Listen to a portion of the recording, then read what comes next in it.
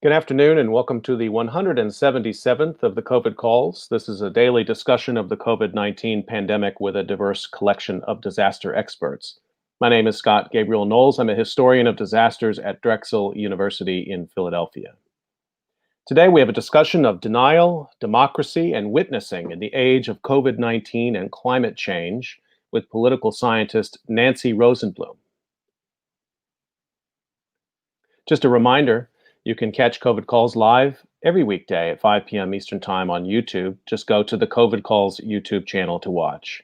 You can also catch COVID Calls on Facebook Live and on Periscope. You can hear COVID Calls anytime recorded as podcasts on Spotify, iTunes, Podbean, or anywhere you get podcasts. You can also keep up with COVID Calls via Twitter using the handle at US of Disaster or at COVID Calls. Please help spread the word and send suggestions for future guests and future topics, and please feel free to suggest yourself as a future guest. As of today, November 30th, 2020, there are 1,465,111 deaths from COVID-19 globally. According to the Johns Hopkins University Coronavirus Resource Center, there are 13,500,315 cases of COVID-19 reported in the United States. And now there are a total of 267,635 deaths reported in the United States from COVID-19. As a way to bring some humanity to the numbers, I've been reading a life story or a story of advocacy for those impacted by the pandemic, and I'd like to continue that now. Headline is Sharon Hunt, Teacher for a Quarter Century, Dies at 65 by Sam Roberts. This was published October 27th in the New York Times. Sharon Hunt always knew she wanted to be a teacher, and once she graduated from high school, she was totally smitten with the idea after working as a substitute teacher in Georgia, where she was able to do so without a college degree. Later, once her children were old enough that she didn't need to care for them full time, Ms. Hunt resumed her schooling. She earned 2 degrees in education, a bachelor's at Northern Kentucky University in Highland Heights, and a master's at Wright State University in Ohio. She taught elementary school for nearly 25 years, and since 1999 instructed 5th graders in the Reading Community School District northeast of Cincinnati. She retired when the school year ended earlier this year. Ms. Hunt had undergone surgery for knee replacement a week before becoming ill with the coronavirus, which some believe she may have caught from a physical therapist who had later called in sick. Ms. Hunt was hooked up to a ventilator for 2 weeks and then was told she also had pneumonia. She died on September 25th in a hospital in Montgomery, Ohio, before she could spend her first retirement check. She was 65. Christina Hunt, her daughter-in-law, said the cause was complications of COVID-19. You see it on TV, but until it actually happens to somebody you love, it's not really a reality, Christina Hunt said in an interview with Fox 19. We've watched it destroy and turn our family upside down in a matter of days. While her mother-in-law was ailing, Christina created a Facebook page called Sharon Strong. She fought the hardest fight we could have ever asked for, she wrote on Facebook. Sharon Strong is and will always be the perfect saying for our Sharon. Officials from the Reading Community School District echoed the family's sentiments. In a statement, they said, Sharon was one of those teachers whose students came back to visit because they knew how much she cared and wanted to share with her in person what a difference she had made in their lives. Beth Wernery, the school board president, said if a child was hungry, she shared her lunch. If a student was having a bad day, she gave up her lunchtime to hang out with them. Sharon Faye Shields was born on July 11, 1955, in Cincinnati to Clifford and Aveline Shields. Her father managed the local water utility. Her mother managed an ice cream parlor company. She married Edward Hunt in 1973, and they moved to Georgia, where he worked for Ford. They returned to Ohio several years later and lived in Milford. Mr. Hunt had also recently retired and was looking forward to traveling with his wife. He's recovering from COVID-19 himself. In addition to her husband, Ms. Hunt is survived by her mother, her sons, Jeremiah and Joseph, 9 grandchildren, her sisters, Brenda Metcalf and Pauline Hyder, and her brother, Clifford Shields III. For those of you who don't think that the COVID is real, Mr. Hunt told Fox 19, I was one of those people who did not believe it was real, but I know now that it has happened to this family. I know that it is real.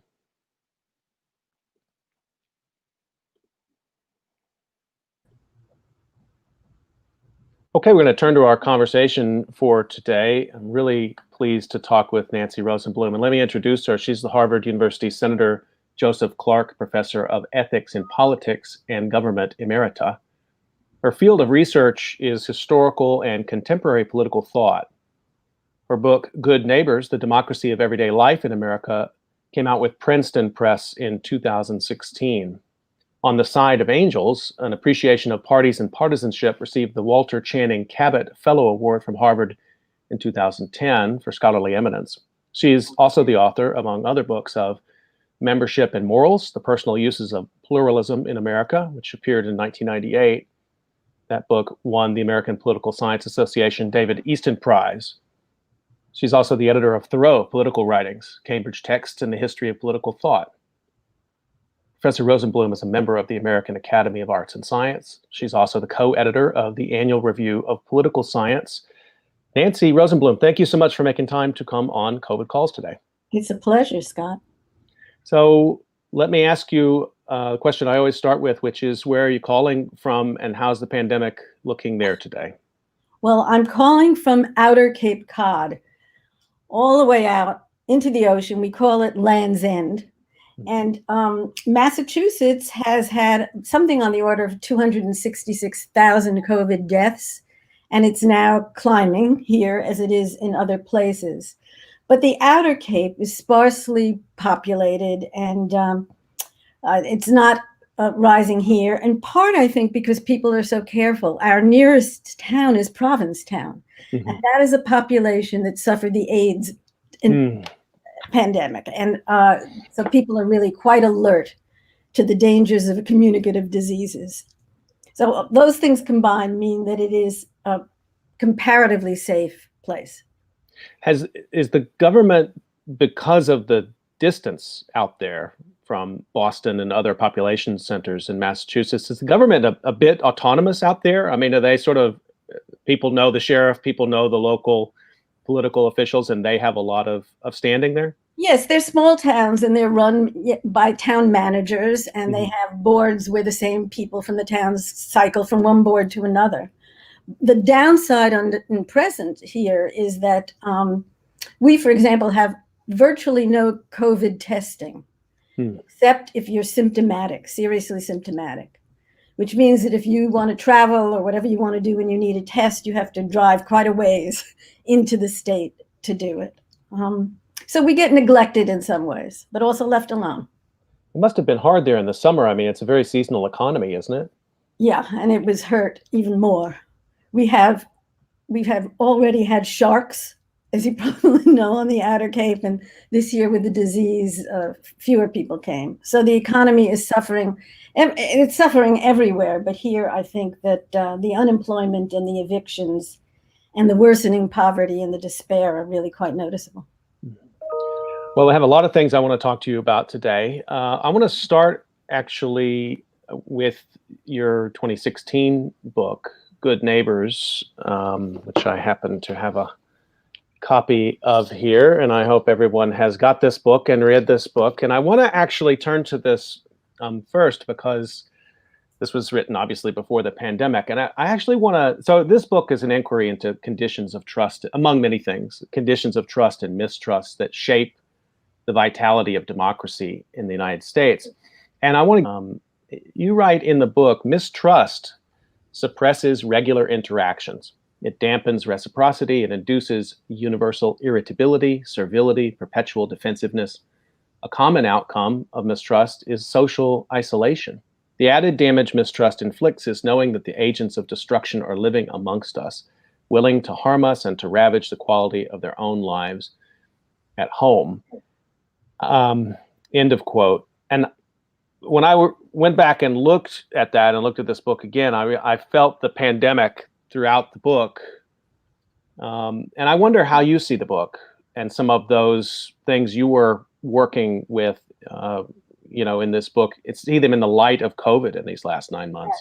Well, I'm grateful to you for bringing this book up, Scott, and perhaps not surprising because I did have a chapter there on neighbors and disaster. But let me go back for a minute and just say that I think that the sphere of life around home with neighbors is its own quasi-independent sphere. It's very different from the workplace or from the areas of citizenship and voluntary associations. And what makes the sphere of life around home amongst neighbors critical is that it's about home, where we have extremely intense feelings and expectations of privacy, and because neighbors are inescapable, right? We can't get away from them. So neighbors' kindnesses are welcome, but it's also the fact that a bad neighbor can make everyday life a misery.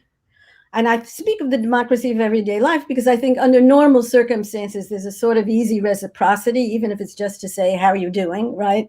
And the test that we give of neighbors is less social status or whatever, or even race, than are you a good neighbor? Right. Simply. And for the most part, neighbors don't have to see to one another's essential needs. We're not immigrants and we're not, settlers in the West. But sometimes we do. Sometimes neighbors hold our lives in their hands, quite literally. And disasters are one of those times. So I wrote at that time about Hurricane Katrina. Right. And I had read an awful lot about firsthand accounts of it and survivors of it. And what you learn is that the first responders are not the first, right? That the first responders to physical disasters like Katrina are neighbors. Before the government, before organized, voluntary associations and relief efforts, neighbors come in. They rescue, they aid, they do all kinds of difficult things, and they often typically do it, in fact, unthinkingly, right? And it's sort of interesting that people who are heroic, who do courageous deeds of saving people, even if they're strangers and not neighbors, when asked about it, they say, well, I'm just a good neighbor. Mm-hmm. The phrase good neighbor does it. So all of that is the background to what's obviously changed and not changed in this COVID situation. Mm-hmm. Because with COVID, home is more important than ever. That is to say, it has become more vital sort of landing place for people than ever. For one thing, we've for a long time been quarantined or semi-secluded, so the home matters. And that means that every trespass and every misdeed and everything the bad neighbor does is amplified because we're literally there all the time. And in fact, there are statistics, I think I have one here, that in New York, New Yorkers' patience has run thin, prompting a 42% increase in complaints about noise, about children, about and so on and so forth. So it's amplified the difficulty of being a neighbor. And on top of that, neighbors are peril to us, right? We don't know who can contaminate it. This is an invisible contamination. We don't know whether when we go down to the mailbox, for example, we're going to encounter disease. So there's that element of mistrust as well. But I think that all these negatives are, I don't know if they're counterbalanced, but the other side of it is the sort of kindliness and helpfulness of neighbors that we sort of imagine and that we value. And, the bit of mundane reciprocity, how are you feeling today, which is really just a ritual statement, has become something other than a ritual statement, right? Mm-hmm. How are you feeling today is a kind of direct acknowledgement of the death anxiety that we're all suffering now.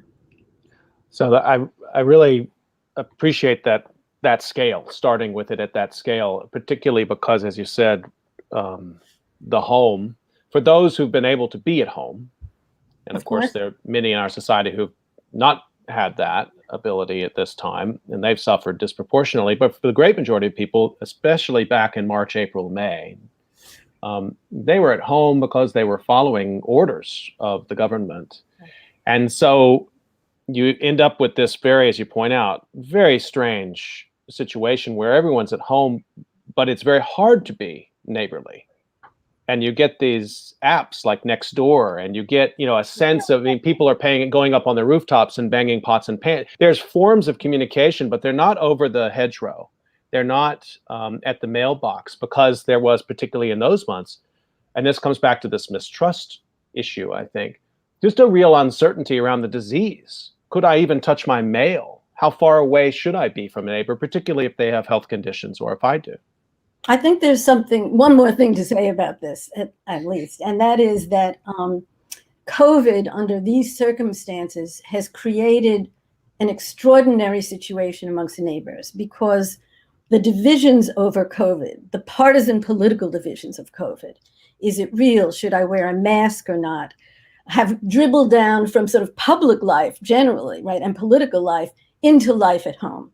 We've seen this kind of destruction of the sphere of neighbors historically before. Totalitarian regimes do that, right? They bring politics and surveillance and disagreements all the way down into the hallway and the house next door. And that's happened today. And I think that when that happens, when political pathologies really migrate into the neighborhood, into people at home, then we know that the democracy of everyday life has been disfigured in an extraordinary way. And I think that that has happened in the United States with COVID under Trump today.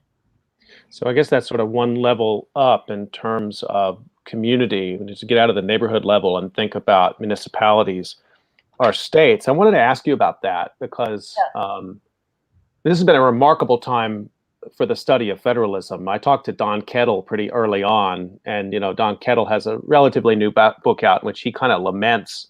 He worries a lot about federalism. Again, another book that came out before COVID, but we look at it in a new light. And one of the dangers in there, in his discussion, and I wonder what you think about it, is there's a lot of rhetoric in the United States traditionally around government at the local level, which sometimes empowers conservatives and sometimes empowers liberals, depending. And that there's no problem too great that it can't redound, that the states could actually mobilize and deal with that. And Don really takes issue with that and worries about that. And I guess I want to get your reflection on that too, because the national response was nowhere. It's still nowhere close to what it should be. So we have been looking to states really to either enforce public health restrictions top down or channel up the public's will in terms of restriction or lack of restriction. But it seems to me we're still learning a lot about what states are capable of in this time. And I guess I wanted to sort of open that whole question up to you in terms of party affiliation and partisanship and how that maps onto the way that states have acted at this time. Well, let me take just the general federalism question first. There has been a complete failure on the part of the federal administration, and it's not simply incompetence, which I think it may have been at the beginning. It has been a kind of disengagement, an abdication of responsibility, sometimes quite explicit, as when the president and his cabinet say, we're leaving it to the states, to the governors, right? And I think that this is an act of political irresponsibility that has amounted to what we can perhaps histrionically, but nevertheless, I think sort of deeply, truly call presidential killing, right? This has resulted in this. So in effect, this has been left to the states. And so what we've seen on the part of the governors of the states is a real partisan divide. There's no question that Republican governors, like Republican elected officials at every level, including the Senate and the Congress, have kowtowed to the president and have let down restrictions and not enforced sometimes nothing, even when cases are rising. And they are in conflict with local mayors. So it's not just federalism, it's also the question of localism. And there are states in which, and Florida is an obvious one, where the governors have disallowed mayors and local communities from enforcing any kind of public health measures. On the other hand, I think it's important to say, and I'm sure your earlier guest said this, there's a real limit to what states can do, not only because in a case like a pandemic, you need a consistent policy right across the nation, but also because of budgeting and money, right? As states have to run balanced budgets. They are losing their income because of the collapse of the economy, and they simply don't have the wherewithal to do what they have to do, even if they would do what they have to do. So it's an extraordinary, really an extraordinary situation. And, you know, this, in a way, this whole Trump era has laid bare some of the terrible flaws, institutional flaws, and structural flaws of American politics. And the question is whether we're going to try to address any of them, and whether they can be addressed under the present circumstances. But I think that the big divide is a partisan divide. And sometimes it's a whole state, and sometimes it's a governor against mayors, or a governor against a state legislature. All of this is terrible and paralyzing. And it's all exacerbated by conspiracism. I mean, I don't have to tell you or your listeners that there's the claim that the COVID isn't real, or that it's Fauci is out to Yeah. I don't have to go through them all. But there's also, I should just say one thing. Localities also differ in how they behave for reasons don't necessarily have to do with the leaders at the top, right? There are local cultures. There are people who, like Provincetown, it's a very good example, that suffered the AIDS epidemic, and people take good precautions, right? There is a sort of local culture of taking precautions. And I guess if you're interested in this conspiracy issue and the partisan divide, I would say that something important is going on with COVID that exacerbates all of this. And maybe I could say a word about that. Absolutely. Well, the one thing I wanted before this moment passes, because I really wanted to ask you about this.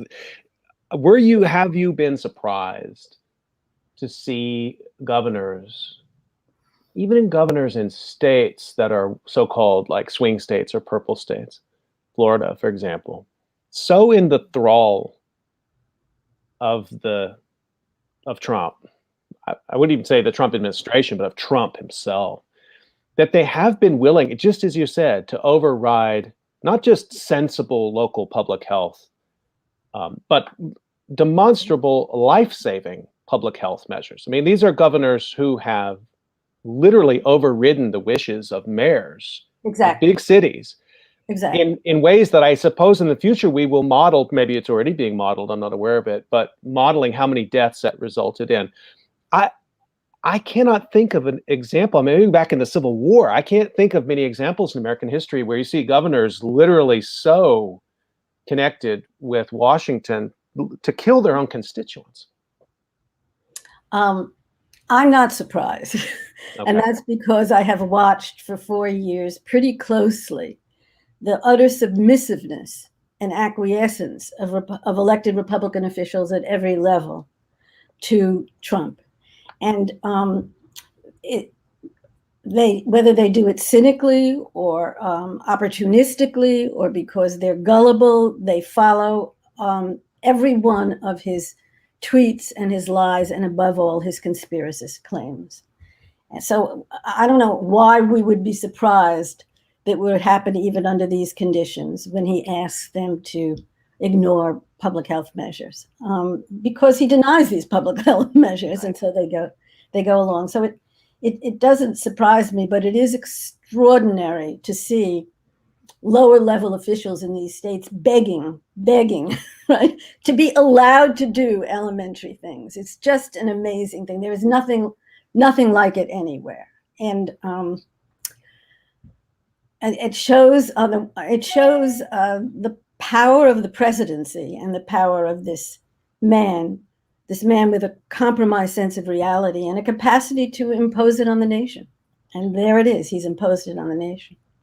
Just a reminder, you're listening, just real quick, remind folks you're listening to COVID Calls, and I'm talking with Nancy Rosenblum. Sorry, I didn't mean to cut you off, Nancy, please. No, there's something, though, that as a historian, I think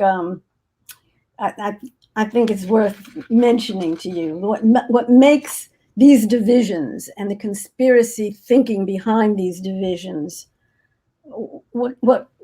why it is that they have an opening, even as you say, right, where we have disease and death. And I think, let me see if I can find something good on this to read, but maybe not. But historically, and I've been reading histories of pandemics or plagues in the 14th century and the 17th century, and even fictional accounts like Camus' Plague. Sure. Right? What you have there is an immersion of people directly in the experience of disease, right? The corpses are on the streets. The rats are out there eating the corpses. The odor coming from the corpuscles and the vomit and the blood and so on is there. The morgues are overflowing so the bodies can't be picked up. There's a visceral experience of pandemic historically. And a pandemic at this moment in the United States and advanced industrial countries is altogether different. That is, we are distanced from this disease. Right. If people are sick, they're quarantined at home. If they're very sick, they go to closed and locked hospital wards, right? When they die, they're put into refrigerated morgue trucks. There are no funerals, right? There are no burials. So although people may know people who've had it, and our experience is mediated. It's mediated by the news, which is often politically biased mediation. It's mediated by interviews with doctors and nurses, right, and with survivors, but it is distant from us. And I think then when we don't have the visceral experience of disease, it allows these kinds of conspiracy claims and nonsense to enter in a way that it would not if we had corpses in the street. So I'm glad we made this turn into talking about conspiracy, and that part of it, you've helped me sort of crystallize my thinking a little bit, because it is such a different experience of disaster, even of very recent important disasters like September 11, Hurricane Katrina, many other hurricanes, where you either have a critical mass of people in a locality who are deeply affected. They saw the water, they smelled the smoke. Enough people do have those experiences.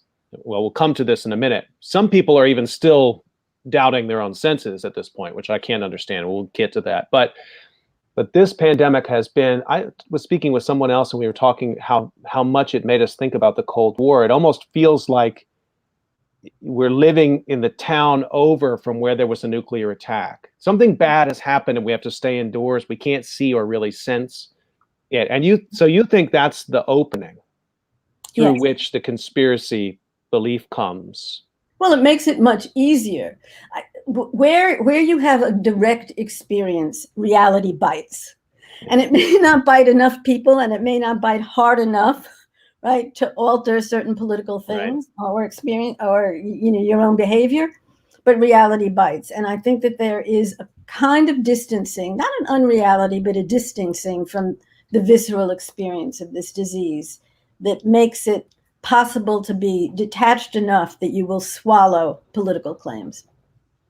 So, I mean, I guess I want to maybe just back up a step with this, because as you said a minute ago, Trump, it's hard for me to know where you draw the line between sort of disinformation and propagating conspiracy. And maybe that's not an important line to draw, but early on, he was just disengaged. He was sort of in disbelief. And then it seems that it became denial, and conspiracy became an electoral strategy for him. I mean, clearly by June, that had become part of, and so he layered the election on top of all of this. So I guess I want to get your sense of the complexity of that, because first of all, the pandemic we're learning new things about it all the time, even right now. So you have a sort of moving frontier of scientific knowledge. So even under the best conditions, public health officials are going to have to be changing their story along. And then you have a president who's in and out of touch with reality, I think. And then you have this other strand that sees some sort of strong political advantage to be gained by people taking actions that are against their own best interest. That's a lot to put on the table, but I wonder again if you can sort of sort some of that out, because it's been really compressed in these periods of months where it seemed like we went from, oh, well, the administration doesn't exactly know what's going on, but certainly they'll take action, to they're on TV telling us to do the exact opposite thing that we should be doing. Right. Well, again, I don't think this started with COVID. Okay. Well, take us back then. I think that we have a president, as I say, with a conspiracist mindset. It's how he sees the world. He has a very compromised sense of reality. And for 4 years, he has been imposing it on the nation. And when the reality is not of the sort that he likes, it doesn't serve him, it's not what he believes is true, he will find an enemy to blame for it. He will deny it and find an enemy to blame for it. This is a pattern, whether it's the deep state, right, or Fauci, who he began to call an idiot, or the entire Democratic Party that's treasonous.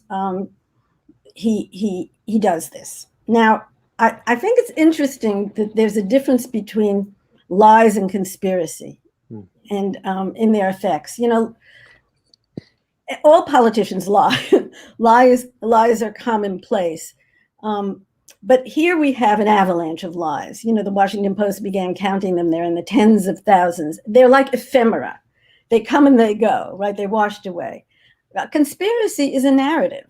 It's a narrative of that things are not as they seem, right? The disease is not what it seems. And that what's going on here is some nefarious agent who is undermining us, whatever the commonplace is. And these narratives are very, very powerful. And I have a theory that I've worked out in my latest book on conspiracism about what's going on here, which is especially, and I think you asked this question or have this question in mind, especially in the most absurd conspiracy accounts like QAnon or QAnon thing. Yeah, exactly. Or whatever. And I think that what's happening pretty clearly is that some people are true believers, right? He says hydrochloroquine will cure you, or Fauci is an idiot, or the election is rigged, and people believe that. But for the most part, it's not that people think it's true. It's that it's true enough. It's true enough. It's not that they're denying the facts of the matter, or that they believe the facts of the matter but say it's that it's true enough. Meaning, there's a deeper truth to this claim, right, than the obvious truth. And the deeper truth is that there are treasonous people out to get Trump and to get them. If I can give you a banal example of this, do you remember this? This is what prompted him to write this book. At his inauguration, he claimed that he had the biggest crowd ever. Right. Bigger than Obama. And then the photographs of the National Park Service came out, and they showed a modest crowd. And he said the photographs were doctored, just like that. The photographs were doctored.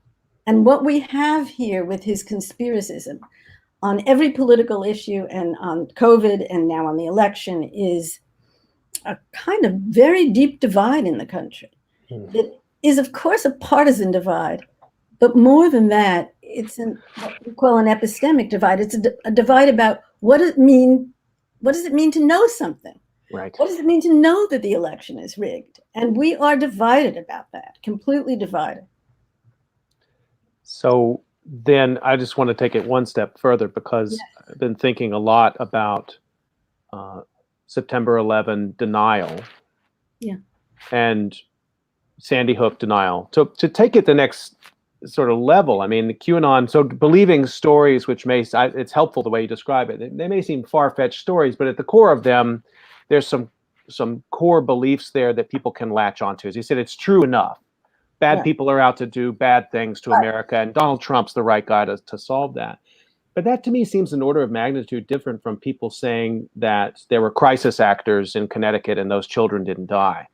Or people who are literally saying that COVID is a hoax. I mean, they go beyond saying this is China declaring war on the West, and they say it's actually not happening.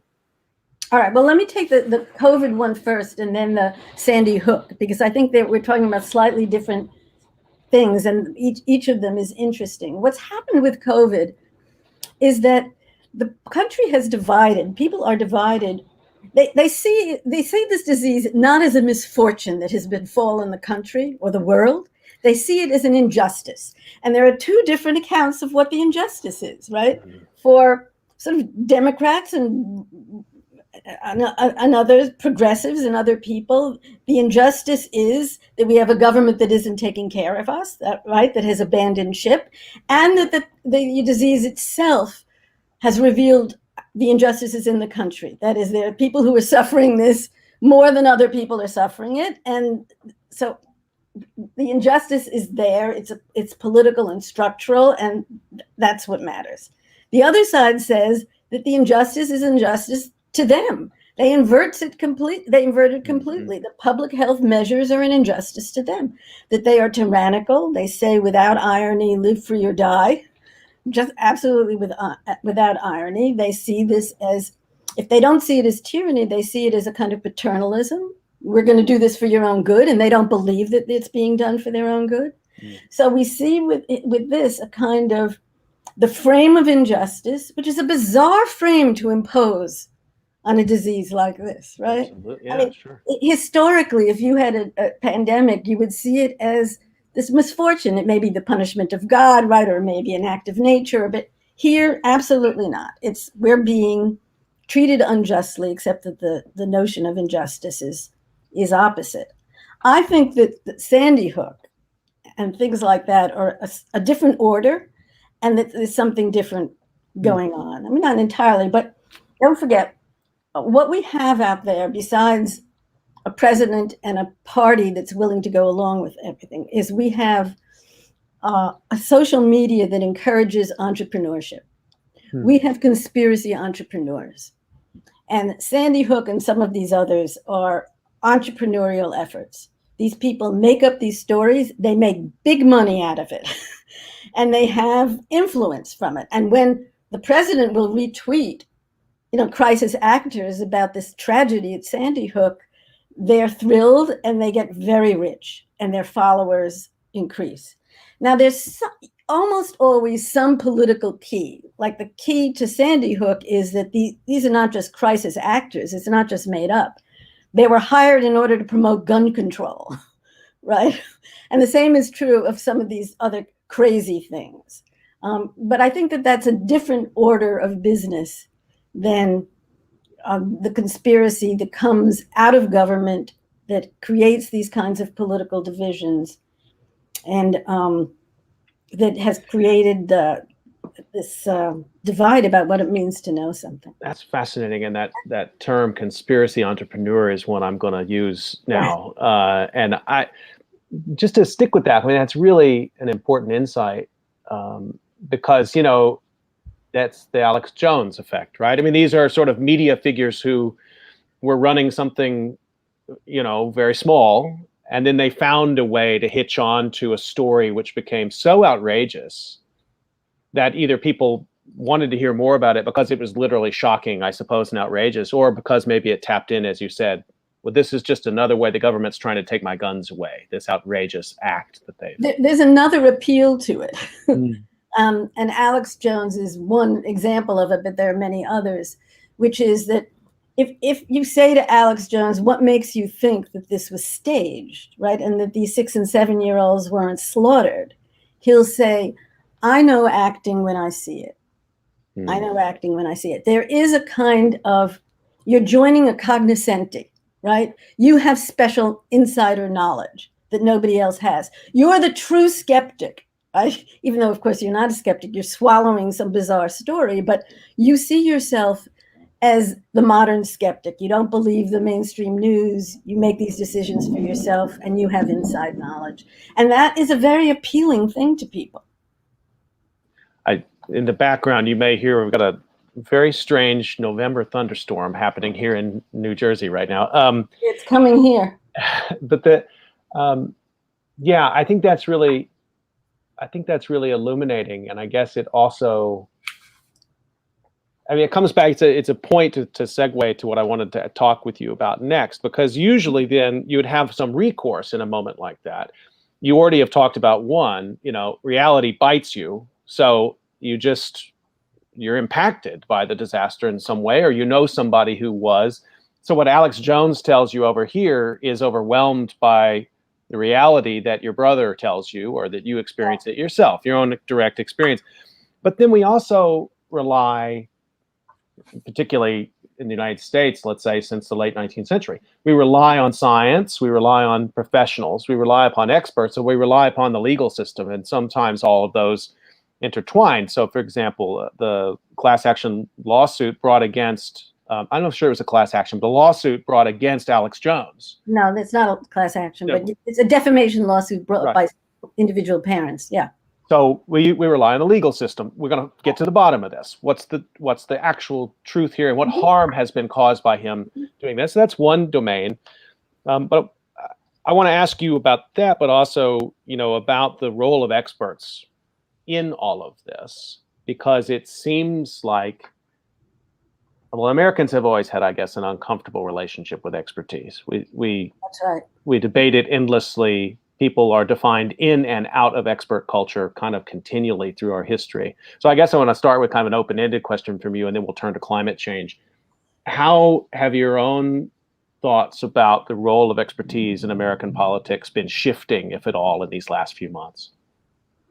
Well, I think whether you're talking about generally or about COVID or about climate change, we're coming up against, as you say, a deep cultural mistrust of experts that's peculiar, I think, to America. And where it comes from, is a historical question. In part, it's anti-elitism. It's part the American confidence in common sense, right? And what we know. In part, it's well taken. That is to say, experts can be wrong, and experts Sure. in all areas, especially when it comes to war and peace and torture and so on, have gotten us into trouble. Right? Experts can be so there's a rationality to democratic skepticism about expertise. I would begin there, right? Mm-hmm. It becomes a problem when it's automatic, and when it is inspired and fueled really by a kind of conspiracism. Well, I should go back and say the other thing that's happened in the last 20, 25 years is that we've had institutions that produce and support warring teams of experts, Mm-hmm. right? That's true of almost any area of science. So I think that sort of this very fertile ground for a mistrust of experts and for the difficulty of their getting a hearing in the public.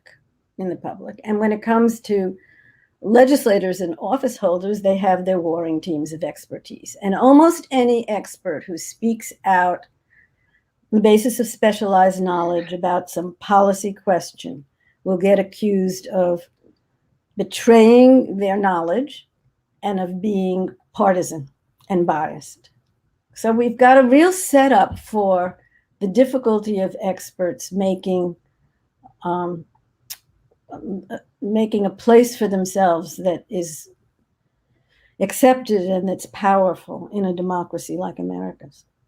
I want to sort of shine some light on a special issue that you edited of Daedalus that has just come out this fall, and congratulations on that. And you should advertise your own essay in that style. And I was one of the authors. I was really honored to be included, and it's a tremendous volume, and the frame of it is so compelling. It's around the idea of witnessing professionals, and you describe that as you say in the introduction, we need a name for those who speak out from the vantage point of their specialized knowledge about the danger posed by crises like climate change. And I think, again, completely applicable to COVID-19. Now, there's different time frames here, but COVID is not playing by the normal, close, tight temporality of disaster. It's stretching out longer periods of time. And so it engages all sorts of things like climate change does, about problems with evidence, problems that it's uneven, suffered worse in some places than others. And so I want to sort of get from you your sense of, like, how'd you come up with this idea, first of all, and the notion of the witnessing professional, and why and how do you think it allows us to see some possibilities with climate action? And we'll turn that to COVID in a second, that we hadn't seen before. I co-chaired a panel on climate change for the Social Science Research Council with the great political scientist Bob Keohane, and we talked a lot about the sort of usual social science studies that go on around climate change. And, you know, I am really a political theorist and a moral theorist, and I got interested in this question of role morality. That is, with regard to climate change, there are actions that citizens can take, right? Including scientists when they act in their capacity as a citizen, right? Mm-hmm. They march, they write letters, whatever. And there are actions that officials can take in terms of the responsibilities of their office. And then it occurred to me that there is a whole population for whom the idea of role morality was virtually invented.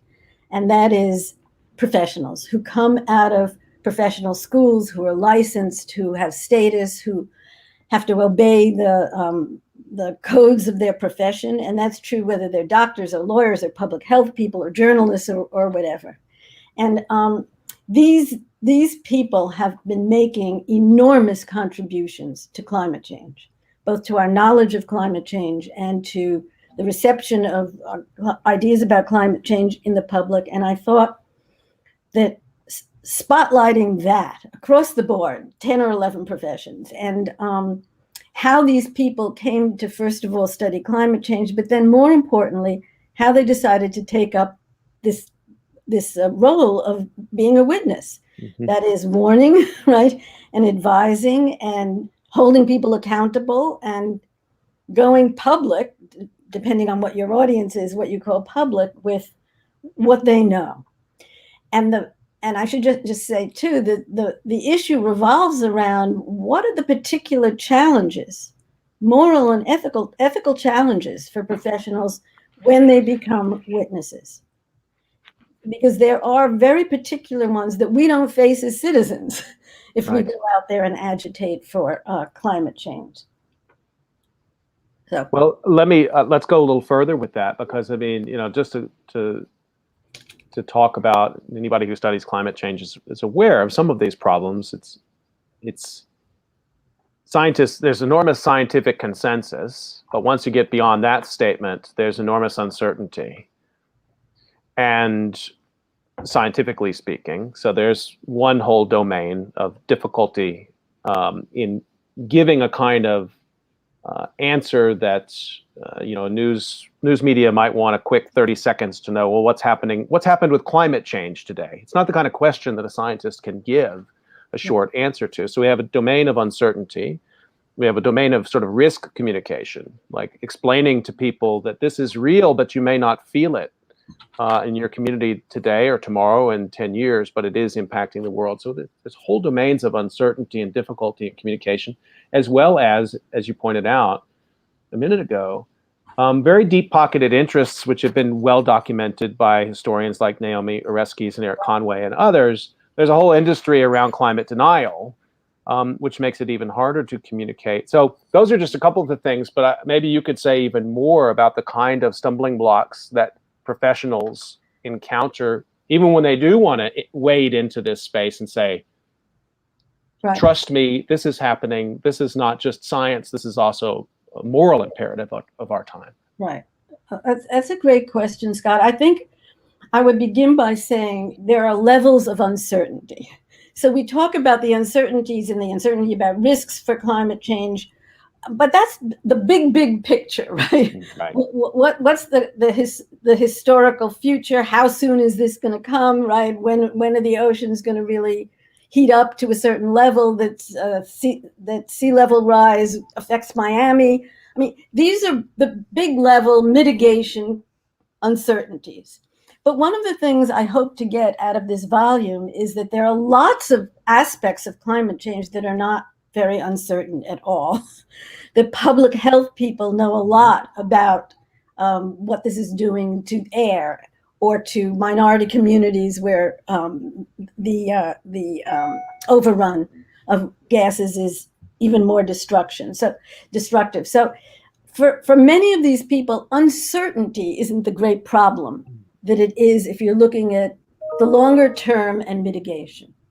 I should say too that there are many people who are involved not in mitigation but in adaptation, Right. local adaptations to climate change, and there is a problem of time. That is, what are you adapting to? What level of sea Right. level rise are you adapting to? Right. But nonetheless, there are actions to be taken now. So I just like to correct or alter a little bit this notion of the great uncertainty Right. about climate change, because Mhm. globally and historically it's true, but for all intents and purposes, for many of us, most of the time, there's less uncertainty. I think that if you want to know what the great problems for professionals are in a general and generic way, it's that it's the question of translation. How you translate your expert knowledge, but I don't mean translation just in making it understandable to people. I mean, what are the moral constraints on how you talk to people about what's going on in climate change in your field? And there are significant moral questions. So, for example, how much do you simplify? Right? What are the grounds of simplification? Can you make things too simple? One of the authors, a physicist in this volume, says that this 2 degrees centigrade level, right, we're supposed to keep under, is a political decision to have 2 degrees centigrade. It's not a scientific decision. Now, do you say that? Because it's a very useful measure, right, for communicating danger and for making certain kinds of decisions. How much do you simplify is one. Another is, do you try to stir up fear, right? I mean, if you're a professional, do you scream bloody murder? And one of the people in this volume is a cognitive psychologist who points out that fear will only get you somewhere temporarily, right? Mm-hmm. Unless you have action methods and kind of hopefulness, fear won't work. And so it's bad, and not just morally bad, right, to arouse fear. And there are, many examples of this kind of, we talk about framing in political science. How do you frame a question? Well, how do you frame issues of climate change? If you know that climate change is a word that turns people off and that you shouldn't use green, can you talk instead just about health, right? Well, is that the right thing to do, right? Mm-hmm. Or not? So they're just extremely interesting questions about translation, and then also about bucking your professional association. Right. Codes of professional conduct are always conservative, and they almost never have anything to do with what's good for the public, right? For the nation or for the world. They're always what's good for your client or your patient or whatever.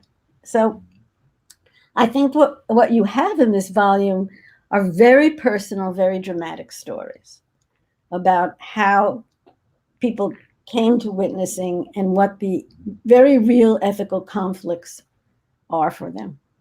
I just want to come back to that last point you make, because it's a really important one that I think has been underexplored, that the professional associations, I mean, for people who study them and who study that sort of level of governance, there you can get lost in there. I mean, it's limitlessly fascinating to see how sort of loosely connected groups of workers can raise themselves into estimable professions in one generation through the formation of codes and standards, codes of ethics. Engineering profession is what's that?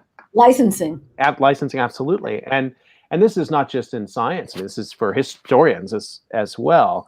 But I wanted you to say a little bit more about that conservative turn there, because the claim is always that this is about harnessing the knowledge and forming a professional group which can then do even more for society, more for the economy, more for the government, the nation in time of war, whatever it may be, as these different professions come into existence, which you would think means when there's an existential crisis like COVID, or like climate change, or like nuclear proliferation, that the professions would be the first out there saying, this is the action that has to be taken. They exist in an interesting political space. They have a lot of power, but they're not running for office. They should be able to be unbiased and sort of third party.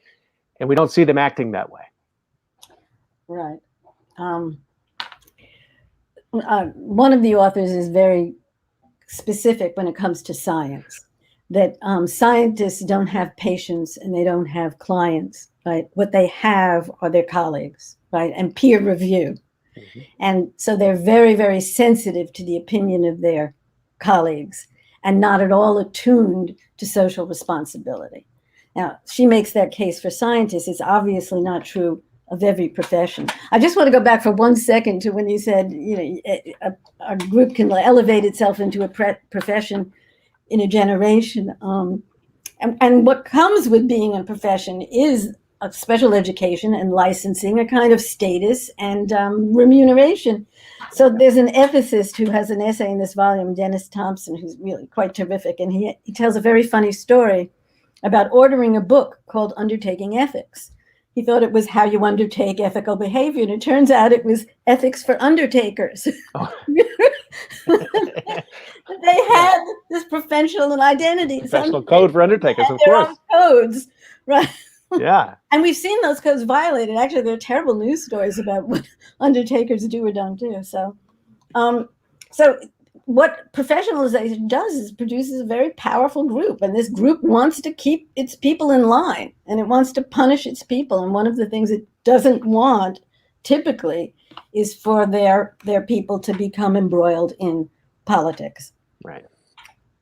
It's really pretty simple, but it's very interesting how many people follow those rules. Academics, they publish in peer reviews. I have an essay by a young political scientist, Jess Green, who says that if you're up for tenure in political science in academia and you publish op-eds or you go out, and publish screeds because you're advocating or warning or whatever, you are punished for it.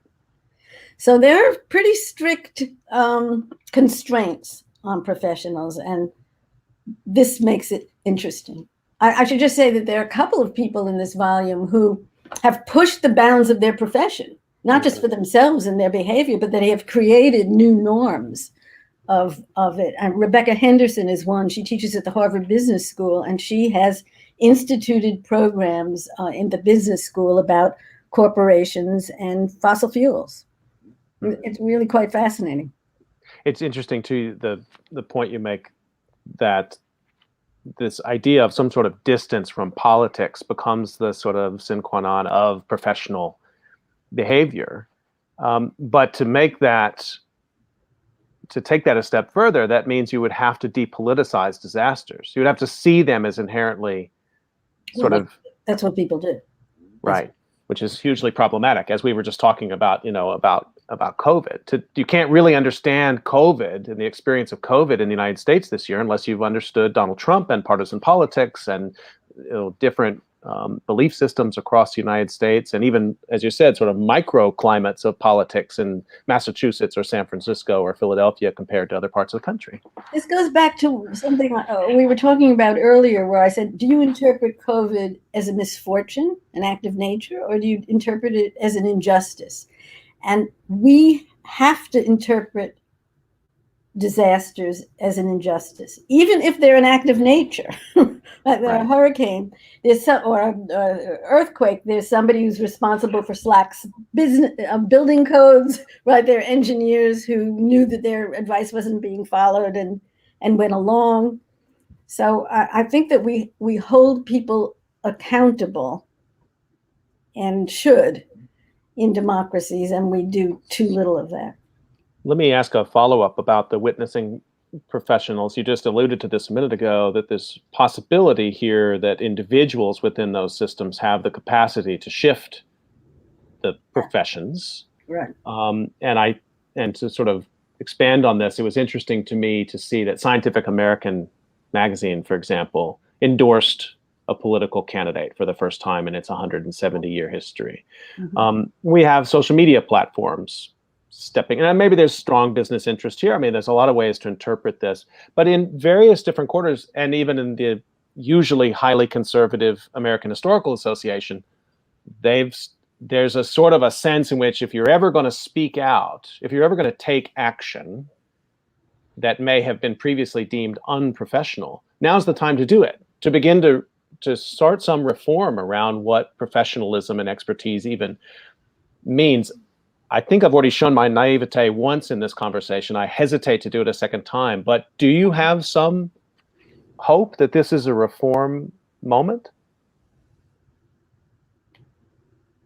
I certainly think it's a moment of increasing public awareness, of increasing mobilization.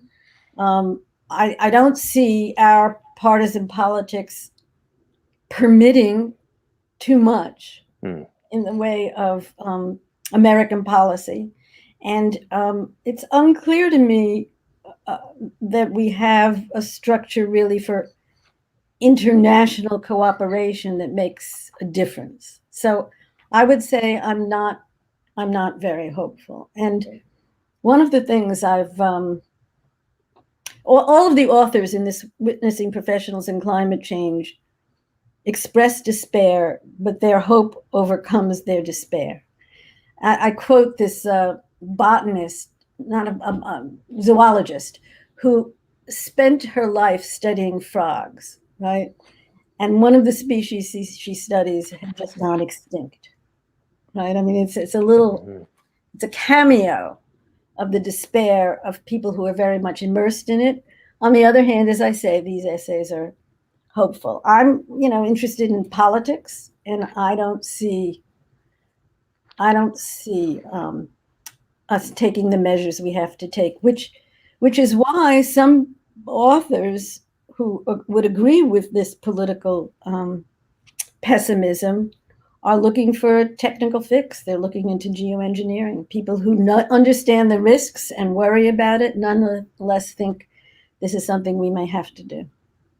Because there literally will not be a political solution because of the structures of democracy in the United States or in other parts of the world, and the structure of professions. Right, short-sightedness of individuals and the short time frame of political decision-making. One of the authors in this volume is an Admiral, David Titley, one of the high admirals in the Navy who really developed institutions within the military for talking about and dealing with climate change. And they're affected, their bases are affected, their supply chains are affected, their local conflicts are coming out. And he points out why they can't make much progress because of budgeting. Budgeting is short term, right? And so, and the planning that they have to make for climate is long term. There are real obstacles. The possibility right now in front of us is that you could learn from climate change and COVID-19 simultaneously. There's been a lot of interesting discussion about that and what the sort of collective action, particularly of March, April, and May in the United States demonstrated. People said it was an intractable problem. Everyone will act in their own self-interest. Nobody will take collective action. We've heard that around climate change. And then for 90 days, or in other parts of the country, like New Jersey, much longer, people did take action to protect others who they will never know. It's an imperfect, natural experiment, and others have used that phrase. But I do wonder if this can't be some sort of inflection point, and particularly not that we would wait around for others to do it, but that those observations, what we're learning about climate by way of COVID, and the fact that Donald Trump did not win re-election, that those could become the grounds for new forms of political action. I guess it's a little bit of talking back to that. Yeah, I would talk back to you, although I don't want to end on a truly pessimistic note, that COVID is going to be dealt with vaccines. Right? There is going to be a scientific fix for this. It isn't politically difficult, right? Governments are going, if they can get their hands on it, government's going to distribute these vaccines to their people. It's the only, and it is like climate change. It is a pandemic. It's worldwide. And that's why I think that people who know better are nonetheless really urging research into geoengineering things, because they think that we are going to have to intervene, as dangerous as that is, and as half a solution as it is, because it doesn't stop the warming. We may have to do those things. And well, we're almost up on time, and I guess I just want to follow up with that one more question then. If the techno fix of COVID is the vaccine, Right. what does that portend, coming back to our earlier discussion about denial, conspiracy? Those things are then just will continue to run wild because there's a lot of entrepreneurs out there who are looking to mobilize those various narratives. Is that just a permanent feature of our politics now? No, I don't think it's a permanent feature. I think it's going to be with us for some time in the United States. And that's because the Republican Party, with or without Trump, has seen the efficacy of this. And they've seen that there's a population, which is basically their voting population, right, that likes this and responds to it. And so long as the Republican Party is a minority party, they are going to have to do this. But I don't think it's permanent by any means. I think it won't be marginalized. It won't go back to the fringes of the social networking, but eventually it will abate. I don't think it's permanent. I think it's part of our partisanship, and until that changes, it's going to be hard to do away with it. We've seen an entire political party run on it. You expect that in 2024? Donald Yes. Trump or some other conspiracy candidate who says that COVID was not as bad as all the experts would have you think. We made it through fine. Don't listen to those experts. Listen Well, I don't know that they'll do it about COVID, but they'll do it about something. I expect we will see it for a while. Wow. Well, conspiracism has delegitimated our institutions and expertise, and delegitimation is not mistrust. It's not sowing doubt. It's something quite specific. It means that these institutions or these people or this political party has lost all meaning and value and authority and doesn't require your compliance.